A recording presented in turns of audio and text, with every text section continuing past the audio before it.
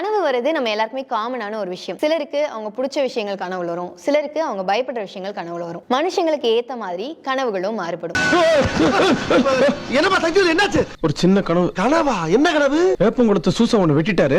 ஏண்டா கனவா இருந்தாலும் ஒரு நியாயம் வேணாமாடா? இப்ப கூட நம்மள நிறைய பேர் காலேஜ் முடிச்சுட்டு ஆபீஸ் போய் வேலை பார்த்துட்டு இருப்போம். ஆனா நம்ம அரியர்ஸ் எழுதுற மாதிரி நம்மளுக்கு கனவு வரும். நிறைய பேருக்கு செலிபிரிட்டிஸ், ஃபேமிலி மெம்பர்ஸ், ஃப்ரெண்ட்ஸ்னு நிறைய பேர் கனவுல வருவாங்க. அதே மாதிரி நம்ம ஸ்கூல்ல படிச்சவங்க எல்லாம் காலேஜ் ஃப்ரெண்ட்ஸ் மாதிரியும், காலேஜ் ஃப்ரெண்ட்ஸ் எல்லாம் ஸ்கூல் யூனிஃபார்ம்ல நம்ம கூட கனவுல வருவாங்க. நம்ம வீட்டுல இருக்க பெரியவங்க கூட தீப்பற்றி எறிகிற மாதிரி கனவு வந்துச்சுன்னா யாராச்சும் வயசுக்கு வர போறாங்கன்னு, யாராச்சும் இறக்குற மாதிரி கனவு கொண்டனா கல்யாணம் நடக்க போதுனும், பாம்பு நம்மளை நோக்கி வந்தா கெட்டது வர போதுனும், பாம்பு நம்மளை விட்டு விலகி போனா நல்லது நடக்க போதுன்னு சொல்லுவாங்க. சமீபத்துல உத்தரப்பிரதேச சேர்ந்த விகாஸ் துபே அப்படின்ற ஒரு இளைஞரை 7 முறை பாம்பு கடிச்சிருக்கு.